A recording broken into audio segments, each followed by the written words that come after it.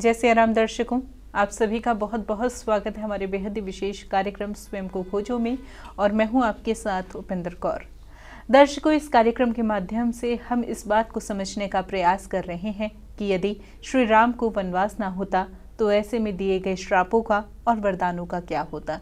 ऐसे में आज इस कार्यक्रम के माध्यम से हम उस प्रसंग को आगे बढ़ाएंगे जो हमने पिछले कार्यक्रम में छोड़ा था कि जब भरत जी को मालूम हुआ कि श्री राम जी को वनवास हो चुका है और फिर उन्होंने क्या कुछ कैकेयी माता से बात की, क्या कुछ उनको कहा, इस बात को आज इस कार्यक्रम के माध्यम से हम जानेंगे। और यह समस्त जानकारी देने के लिए हमारे साथ स्टूडियो में उपस्थित हुए हैं एक बार फिर से हमारे बेहद ही खास मेहमान। जी हाँ, हम बात कर रहे हैं मोटिवेशनल स्पीकर सौरभ जी की। तो आइए सबसे पहले मिलकर उनका स्वागत करें। जय श्री राम सर, बहुत बहुत स्वागत है आपका। बहुत बहुत आपका भी स्वागत है, सभी श्रोताओं और दर्शकों का भी बहुत बहुत स्वागत है। जी सर, जैसा कि पिछले कार्यक्रम में हमने यह जाना कि भरत जी का आगमन श्रीधाम अयोध्या में हो गया है और साथ ही साथ अब जो है उनका संवाद जो है माता कैकेयी से चल रहा है और अब उन्हें यह मालूम हो गया है कि राम जी को जो है वनवास हो गया है। तो ऐसे में और उनके बीच में क्या कुछ वार्तालाप हुई, यह हम आपसे जानना चाहेंगे।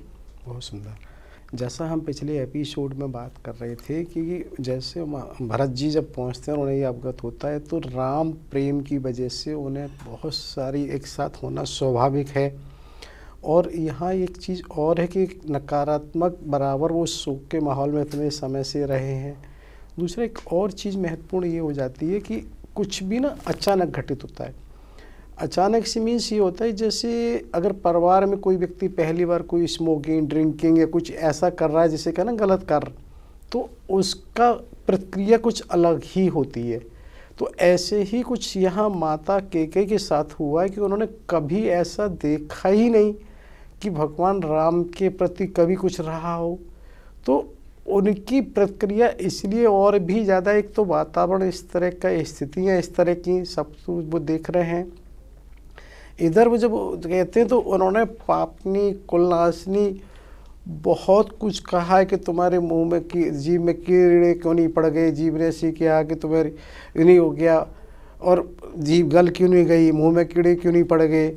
तो उस सब में क्योंकि वो प्रक्रिया है और सही मायने में तो कहना चाहिए क्रूरता, दुराचरण, पता नहीं क्या क्या, इसको कहना चाहिए वाल्मीकि रामायण में जो अवध के 73-74वें सर्ग में उन्होंने बहुत कुछ कहा है। लेकिन यहाँ सबसे बड़ी बात यह है कि भरत जी ने जो कुछ कहा है कि माता कैकेयी का किसी ने ये नहीं कहा कि उन्होंने कोई प्रत्युत्तर ऐसा दिया कि मैंने ये इसलिए किया है। तो यहाँ इसलिए ये महत्वपूर्ण है कि उनकी सहनशीलता की भी एक पराकाष्ठा है कि आप ये देखिए ना कि कब से उसको वो सहती हुई आ रही हैं। क्योंकि दशरथ जी के साथ शुरू हुआ था, उसके बाद बताया था कि फिर सुमंत जी का, सुमंत जी बाद महर्षि वशिष्ठ जी का, महर्षि वशिष्ठ जी के बाद वो जन सामान्य था, उनकी सखियाँ जो एक तरह जब उन्हें पता लगा उस समय वो आई थीं, उन्होंने भी ये कहा था भाई तुम्हें तो एक तरह से राम तो भरत से भी अधिक प्रिय थे, तुम क्या है, उसको भी सब सहा है। और उसके बाद अपने ही उस जैसे पुत्र से, जिसे ये माना जाता है भरत की कहीं ना कहीं उनके गुण, उनके स्वभाव राम भगवान की तरह से इतनी भक्ति हैं, इतने त्यागी हैं और उनसे इतना सुनने को मिलता है, लेकिन वो कुछ भी नहीं कहती हैं, शांत ही रहती हैं। तो यहाँ ये चीज़ देखिए ना कि उनको उस पराकाष्ठा, क्योंकि उनका जो मूल है वो अपने को नहीं किसी तरह से स्थापित करना है, उनका तो आज से सिर्फ जन जन की और राम की है। उन्होंने अपना सब कुछ खो दिया लेकिन राम को बना दिया। और हम सबको जो रामचरितमानस आज पढ़ने को मिल रही है वो मिल पा रही है, अन्यथा वो कैसे होती, कैसे आगे बढ़ती, वो सब कुछ उनकी वजह से हुआ। तो यहाँ ये बताना कि भी साथ साथ ज़रूरी है कि जो मंथरा का भी वहाँ ये आता है, क्योंकि वो दासी है तो निश्चित रूप से उसका स्तर एक वो नहीं हो सकता। तो वो वहाँ पर ऐसा भी आता है कि श्रृंगार करके आती है, किसी जैसे उसे लगाना कि अब चलो समय आ गया, मुझे एक तरह से वो पुरस्कार मिलना चाहिए। हालांकि कहीं ये आता है कि वो शुरू में आती है, कहीं कहीं ऐसा भी आता है कि वो बाद में आई है। लेकिन मुझे लगता है शुरू में ही कुछ रहा होगा। तो कहीं जब वो आती है तो किसी ने बताया था, और मैं से भी माता कैकेयी ने ही बताया कि भाई कैकेयी ने की सास में मंथरा के सहयोग से तो तुरंत ऐसा आता है कि शत्रुघ्न उन्हें पकड़ के घसीटते हैं, और घसीटने के साथ ही उन्हें कहीं वो करते हैं, तब भी उनको छुड़ाने के लिए ऐसा आता है, माता कैकेयी ही शायद भरत जी को किसी तरह से वो हस्तक्षेप करती हैं, उन्हें छुड़ाया जाता है और उनके मुंह से रक्त वगैरह की बात आती है, क्योंकि वो निश्चित रूप से कहीं ना कहीं ये माना गया कि वो हैं उसमें दोषी, और वो शुरुआत थी ही उन्हीं के द्वारा सब कुछ हुआ। तो उसमें ये बात महत्वपूर्ण हो जाती है कि भरत जी ने सब कुछ उनको माता कैकेयी को सुनाया है, और उसमें यहाँ तक उन्होंने ये कहा भाई आखिर तुम हो कौन, क्योंकि उससे ये लगता है माता कैकेयी ऐसी हमारी थी नहीं, उन्हें तो राम बहुत प्रिय थे, आखिर ऐसा कैसे हो गया। तो वो ये भी पूछते तू है कौन। तो उन्हें ये सब कहने का है कि उनके मन में जो कुछ आ रहा है तो उन्होंने कुछ भी नहीं होता। तो अंत में तो यहाँ तक कहते हैं कि अपना मुंह काला करके मेरे सामने से दूर चली जा। तो कहीं ना कहीं एक चीज़ है ना कि पराकाष्ठा उसकी हो जाती है। और यहाँ ये बात है कि जबकि भरत जी वहाँ आए हुए हैं उनके सदन में, लेकिन फिर भी वो उनसे ये कह रहे हैं कि तू चली जा यहाँ से। तो होता ये कि वो उस समय इतने उसमें हैं आवेश में, तो उनको वो कहते जा रहे हैं और उन्होंने कुछ भी नहीं कहा है। यहाँ अब एक चीज़ बहुत महत्वपूर्ण हो जाती है कि अब उन्हें लगा कि जो कुछ हो गया अब क्या करना है। तो जैसा पहले बताया था कि महारानी कैकेयी के पास कोई व्यवस्था नहीं है, लेकिन जैसा कि भरत जी आए हैं तो निश्चित रूप से जो मंत्रीगण हैं उन्हें सब कुछ अवगत होना स्वाभाविक है। और ऐसा भी आता है कि वो साथ में उनके महल में वहाँ पहुँच जाते हैं और वहाँ होते भी हैं। तो अब उनको भी अंदाज़ा लग रहा है कि क्या क्या चीज़ घटित कैसे हो रही है। जब महल में कैकेयी के में वो होते हैं तो ऐसा भी है क्योंकि महारानी कौशल्या हैं तो उनको भी सूचना मिल चुकी होती है कि भरत आ चुके हैं। तो ऐसा कहा जाता है कि उधर माता कौशल्या अपने सदन से चल रही होती हैं और कहीं ऐसा भी आता है इधर भरत जी उनसे मिलने जा रहे होते हैं। तो कहीं ये भी आता है कि माता कौशल्या अपने महल से निकलते ही कहीं गिरी हैं, तो वो भरत जी जब गए हैं तो उन्होंने भी माता कौशल्या को वहाँ संभाला है और वो स्वयं भी एक तरह से वहाँ उनको संभालते हैं। बिल्कुल। साथ ही तब फिर वो अपनी स्पष्टता उसको देते हैं कि इस तरह से वाल्मीकि रामायण के वहाँ पर 2 सर्ग आते हैं कि बराबर उन्होंने 73 और 74 में कम से कम 57 श्लोक में उन्होंने बहुत सी बातें स्पष्टता कही। उनमें से कुछ बस कह देते हैं। उन्होंने यहाँ तक कहा कि जो भी व्यक्ति को, जैसे हमारे ये माना गया ना कि शास्त्रों में किस किस उससे पाप लगता है, तो उन सबको ये कहते हैं कि अगर किसी ने सूर्य तरफ मुँह करके भी लघु शंका की हो उसको वो पाप लगना चाहिए। उसको ये राजा जैसे जो प्रजा से कर लेके प्रजा का पालन नहीं करता, यदि उसकी सम्मति मेरी सम्मति हो तो मुझे वो पाप लगना चाहिए। यदि जिसे ये कहना चाहिए जिस व्यक्ति को अपने माता पिता की सेवा करने का अवसर नहीं मिलता वो पाप लगना चाहिए मुझे। वो बहुत से ऐसे पाप ही कहते हैं कि जिसकी उसे अपनी स्त्री से प्राप्त संतान का मुंह देखने का अवसर नहीं मिलना चाहिए, स्त्री का नहीं मिलना चाहिए।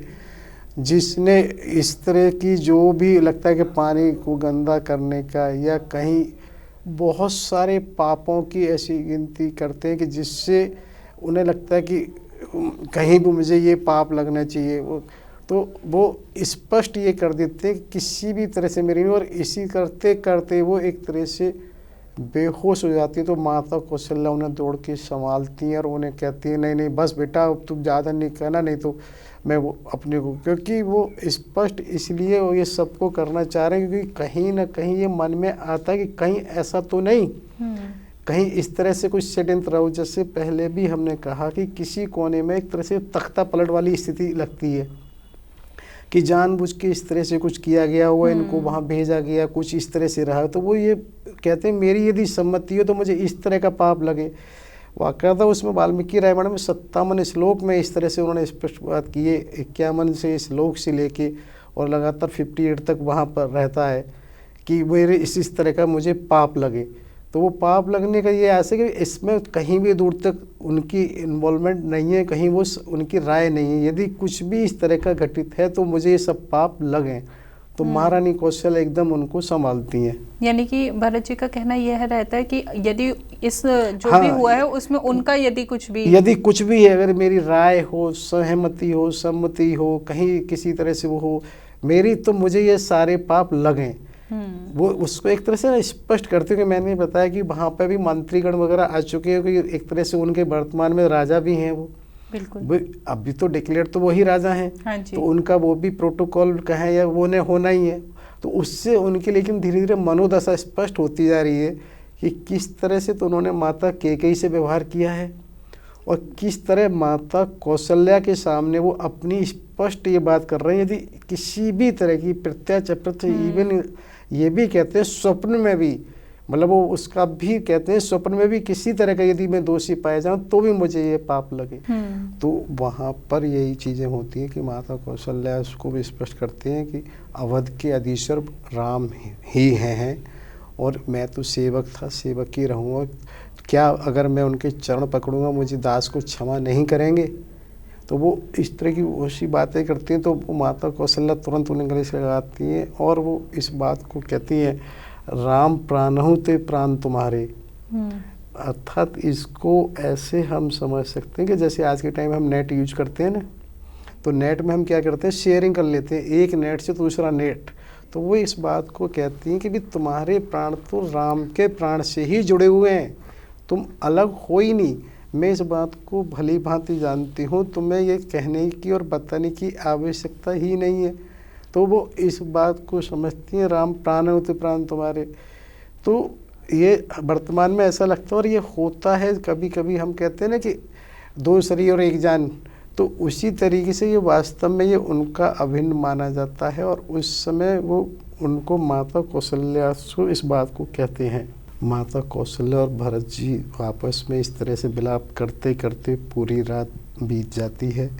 सुबह के समय वामदेव जी और महर्षि वशिष्ठ, क्योंकि जैसा हमने बताया था कि महाराज के मंत्रिमंडल में एक ऋषियों का भी एक मंत्रिमंडल था, तो वो लोग भी वहाँ फिर आते हैं और इस तरह से उन्हें समझाते हैं कि अब जो भी है महाराज की अंत्येष्टि को करना आवश्यक है। उसकी चीज़ों को समय के साथ उन्हें समझाते हैं और उसको बढ़ाने की बात करते हैं। तो वहाँ एक चीज़ ये बड़ी विचारणीय है कि वहाँ पर तब भरत जी फिर माता को एक तरह से चरण पकड़ के वो ये कहते हैं कि ये पुत्र आपसे कुछ भीख मांगना चाहता है। तो अब वो कहती हैं माता कौशल्या कि एक तरह से मेरे पास देने को है ही क्या जिसे मैं तुम्हें दे सकती हूँ, लेकिन नहीं, वो कहती हैं पहले मुझे वचन दो, पहले मुझे वचन दो। तो अब बड़ी स्थिति, लेकिन क्या होती है इस चीज़ को महर्षि वशिष्ठ समझ जाते हैं। वो ये कहते हैं कि नहीं दे दो रानी, कुछ नहीं है। वो इस बात का निवेदन करना चाहते हैं कि कोई भी माता सती नहीं होंगी, क्योंकि उस समय ये संभावना थी और किसी ने ऐसा किया तो रोकेगा कौन। तो वो एक तरह से इसको पहले से, और वो कहती नहीं मैं राम के बिना देखे ऐसा मैं भी नहीं सोचती हूँ, मुझे भी राम के दर्शन जरूर करने हैं। तो वो वहाँ उनसे इस तरह से करा लेते हैं। और क्योंकि दोबारा से फिर वातावरण इस तरह का हो जाता है, महाराज जैसा कि पहले उस समय जब ये राज्यसभा का निर्णय हुआ था उनको तेल के कुंड में रखा गया था, तो तेल के कुंड से निकाला जाता है, फिर स्नान वगैरह कराया जाता है। उनकी जो अंत्येष्टि होनी चाहिए वो सिर किनारे वहाँ होती है। और ऐसा भी कहा जाता है बहुत सारा कुछ वहाँ इस तरह से जो उस समय की आवश्यकता होती है, दान पुण्य वगैरह भी रहा है काफ़ी कुछ। तो कहा जो अंत्येष्टि महाराज की हुई है वो सबकी नहीं हो सकती है, तो वह अंत्येष्टि में होती है। और अंत्येष्टि के बाद वहाँ पर महर्षि वशिष्ठ तब एक तरह से प्रथम दरबार टाइप राज्यसभा का आयोजन वहाँ वो कराते हैं और सब मंत्रिमंडल को, रईसों को, जो प्रतिनिधि जनप्रतिनिधि वगैरह हैं वहाँ पर बुलाते हैं और वहाँ उस राज्यसभा में फिर वहाँ सब लोग सम्मिलित होते हैं। तो महर्षि वशिष्ठ जी को ऐसा लगता है कि हो सकता है मुझसे कहीं ये कहें कि भाई ऐसा गुरु आपके होते हुए कैसे हो गया। तो वो अपनी तरफ से इस बात को कहते हैं, सुनौ भरत भावी प्रबल बिलख कहो मुनिनाथ, हान लाभ जीवन मरण यश अपयश विधिहात। तो यहाँ पर क्या है ना, बिलख कहे मुनिनाथ। बिलख के दो अर्थ होते हैं, एक तो जैसे आदमी परेशान होता है, रो रहा होता है, बिलखना, और एक ही होता है कि विशेष लक्षित, यानी कि भरत जी को लक्ष्य करके कहा मुनियों के जो नाथ हैं, मुनिनाथ ने हैं। तो यहाँ ये ना भावी प्रबल, भावी एक तरह से भविष्य प्रबल है। तो भावी से ये तात्पर्य है कि जो भविष्य है उसको पूरी तरह कोई नहीं जान सकता। और इसी चीज़ को एक तरह से गीता में भी तो वहाँ पर भगवान अध्याय जब 2 में 47वें श्लोक में जब कहते हैं ना, कर्मण्डे बात करे माँ फलेषु कदाचन, क्योंकि यहाँ ये चीज़ सब एक ही बात कहते हैं कि जो कर्म है उसमें तुम्हारा अधिकार है, फल की इच्छा नहीं है। क्योंकि फल की इच्छा इसलिए नहीं हो सकती है कि किसका कर्म कहाँ क्या हो रहा है, इतने सारे कर्मों से निकल के कोई फल आता है। इसको अक्सर ये प्रश्न आता है कि भाग्य और कर्म, क्योंकि कई बार ये प्रश्न आता है भी कि एक तरफ कहा जाता है कर्म महत्वपूर्ण है, एक तरफ कहते हैं भाग्य। तो इसको ऐसे समझ सकते हैं कि भाई जो कर्म से ही तो भाग्य बनता है, जिसको एक बार पहले भी शायद चर्चा हुई थी कि जो ओपनिंग है वही भाग्य है, वो किसी न किसी कर्म से बना है। अगर किसी के पास ओपनिंग नहीं है तो वर्तमान में हो सकता है कि अब हो जाए। तो इसी चीज़ को ये देखिए कि वहाँ भी इसी बात को कहा जा रहा है कि जो कर्म है वो महत्वपूर्ण है। क्योंकि आप इसको ऐसे समझ सकते हो जैसे किसी फिल्म इंडस्ट्रीज है, वहाँ धारावाहिक बनते हैं या फिल्म बनती है तो वहाँ पर निर्देशक कहीं नज़र नहीं आते पूरे, उसमें सब कुछ कलाकार सह कलाकार सब नज़र आते हैं पर निर्देशक कहीं नहीं होते हैं। जबकि ऐसा माना जाता है कि उसका एक एक कहना चाहिए कि गाना है कि किसने लिखा है, किसने गाया है और किसी पर फिल्माया जा रहा है। उसी तरह से एक एक उसका डायलॉग है, सब कुछ निर्धारित है, फिर भी लेकिन जो कलाकार वहाँ उपस्थित है वो उसको कैसे फिल्मा रहा है उसका भी महत्वपूर्ण हो जाता है। ऐसा नहीं कहा जा सकता निर्धारित तो सब कुछ है, लेकिन वो अपनी उसको भूमिका को कैसे निभा रहा है। क्योंकि इसको हम ऐसे समझ लेते हैं कि प्राय किसी भी फिल्म में ऐसा नहीं कि विलेन ना होता हो। अब विलेन को अपना काम करना है तो अगर जो हीरो है उसे अपना करना है। यदि कहीं किसी के रोल में कोई गलती भी हो रही है तो उसको ऐसे नहीं कर सकते कि हम उसकी वजह से अपना गलत करें। जितना हो सकता है हमको अपना देखना है। अब हमें नहीं पता निर्देशक ने उसको क्या रोल दे रखा है, क्या उसको दे रखा है, हमें अपना ज़्यादा पता है और हमें अपना ही ध्यान से देखना है। तो इसलिए ये बात कही जा रही है कि हमारे हर चीज़ निर्धारित होते हुए भी हम उसको कैसे प्रस्तुत करते हैं ये हमारे ऊपर है। क्योंकि उसी चीज़ को कहते हैं ना, एक कलाकार जो बेहतर कर देता है वो उसको ये हो जाता है भाई उसने बहुत अच्छे से किया है। तो उसी तरह से हर समय जिसको जो कहा जा रहा है, जो किया जा रहा है, जो है वो उसको कैसे बेहतर कर सकता है। तो यहाँ आप देखिए ना कि उन्होंने कहा हानि लाभ, तो वास्तव में ये शब्द कुछ ऐसा लगता है कि जैसे एक दूसरे से जुड़े हुए हैं, एक ही शब्द है। अर्थात जहाँ हानि हो रही है वहीं लाभ हो रहा है। इसको ऐसे समझे, मान लो कि बैंक की ब्याज घट गई, तो बैंक की ब्याज घटते क्या हुआ कि जिनके पास लोन है उन्हें फ़ायदा हो गया, उनकी ब्याज भी घट गई। लेकिन इसको हम ऐसे भी देख सकते हैं जिनकी डिपॉजिट है उनका नुकसान हो गया, क्योंकि अगर उनकी ब्याज जब घट गई है तो निश्चित रूप से उनका नुकसान हो गया। तो इसी तरह से ना हर परिप्रेक्ष्य में हम ये देखते हैं कि मान लो शेयर मार्केट है, एक ने शेयर बेच दिया उसे फ़ायदा हो गया, लेकिन जो बेचा है वो किसी ने ख़रीदा है तो एक तरह से उसका नुकसान हो गया। ऐसे हम कहते हैं ना ज़मीन है, लैंड है कि भाई कहीं ना कहीं किसी ने खरीदी ली, किसी ने बेच दी। तो ये हानि लाभ एक तरह से एक दूसरे से परस्पर आश्रित हैं, एक दूसरे से जुड़े हुए हैं और ये निश्चित रूप से इसी तरह से हमेशा रहते हैं। इसी तरह से लगता है हानि लाभ जीवन मरण। तो जीवन और मरण को भी हम ये मानते हैं कि कहीं ना कहीं एक दूसरे से हैं, कि जैसे किसी एक वस्तु का जन्म होता है तो दूसरी का ख़त्म होता है। अगर कोई भी किसी चीज़ को हम रॉ मटेरियल जिसे कहें, सामग्री है, तो वो ख़त्म होकर जब किसी का वो हो रहा है, तो इसी तरह से जीवन और मरण भी कहीं ना कहीं इस बात को है। जैसे कि वर्तमान में हमारे धर्म में 84 लाख योनियों के बाद मानव जन्म माना जाता है। तो क्या वास्तव में आदमी लगता है बेकार की बातें हैं? लेकिन अगर इसको हम थोड़ा सा ऐसा मानें कि इसको ऐसे समझें कि पृथ्वी का जो द्रव्यमान सबसे पहले लिया गया वो संभवतः 1800 शताब्दी के आखिर में है।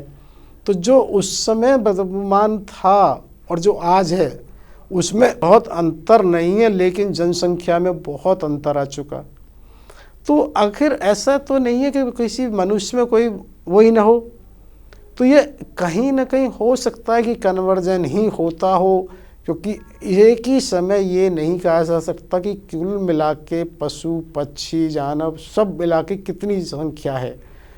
क्योंकि अब हम व्यवहार में देखते हैं कि बहुत सारे पशुओं की जो पहले उपयोगिता थी अब नहीं है, तो जिसकी वजह से अक्सर उनका ये कह सकते हैं कि एक तरह से कटान कहें या उनका वो कहें हत्या अक्सर होती है, क्योंकि उनकी उपयोगिता अब हम एक तरह से एनिमल क्रूअल्टी कहें, पशु उसके नाम पर कहीं ना कहीं उनका उपयोग अब कम हो रहा है। पहले बहुत सारे वाहन ऐसे होते थे, चाहे उसे घोड़े कहें, बैल के कहें, या हम कहें कि भैंसा कहें, उनका किसी न किसी तरह से गधा का भी उपयोग या बना रहता था। अब उनका उपयोग कम होता जा रहा है, तो निश्चित रूप से उनकी संख्या का इजाफा भी कम होता जा रहा है।